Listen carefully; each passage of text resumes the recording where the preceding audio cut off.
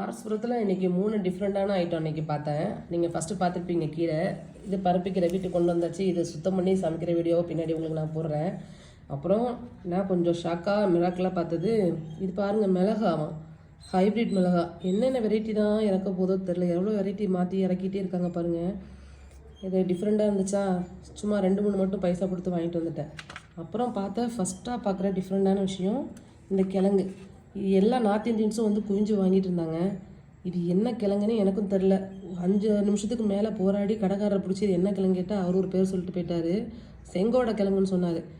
இது என்ன தான் விஷயமா இருக்குன்னு சொல்லிட்டு வாங்கிட்டு வந்துட்டோம். பக்கத்தில் உள்ள நார்த் இந்தியன்ஸில் நான் பேசுகிற லாங்குவேஜ் அவங்களுக்கு புரியல, அவங்க பேசுகிற லாங்குவேஜ் எனக்கு புரியல. இருந்தாலும் 2 பேரும் பேசிக்கிட்டோம். அவங்க சொன்னாங்க இது ஒரு ஃப்ரூட்டு, அப்படியே சாப்பிட்டிங்கன்னா ஸ்வீட்டாக இருக்கும், ஒயிட்டாக இருக்கும் உள்ளதுன்னு சொன்னாங்க. அவிச்சும் சாப்பிட்லான்னு சொன்னாங்க. கடைக்காரன்ட்ட கேட்டால் கடைக்காரர் சொல்கிறாரு அப்படியே சாப்பிட்டீங்கன்னா பழம், அவிச்சு சாப்பிட்டீங்கன்னா கிழங்குன்னு சொல்லிட்டு வந்துட்டார். இது என்னன்னு தெரியலையா, ஆனால் வந்து பயங்கரமான ஆராய்ச்சிலாம் பண்ணிட்டேன். லைட்டாக டேஸ்ட் பார்த்தா பட்டர் பீன்ஸ் மாதிரி இருந்துச்சு. சரி இந்த கிழங்கு இன்றைக்கி விடவே கூடாதுன்னு சொல்லிட்டு நெட்டில் சர்ச் பண்ணி பார்த்தா இதில் நம்மளோட சார்ஜிபிட்டி தான் நமக்கு ஹெல்ப் பண்ணுச்சு. இதோட பார்த்தீங்கன்னா நீர் சிங்கடன்னு போட்டிருக்கு. இங்கிலீஷில் வந்து வாட்டர் சீஸ் நட் அப்படின்னு போட்டிருக்கு. இது ரத்த சுவைக்கெலாம் நல்லதாமா. நம்ம விடுவோமா, எல்லாம் அரைச்சி முடிஞ்சிருச்சு.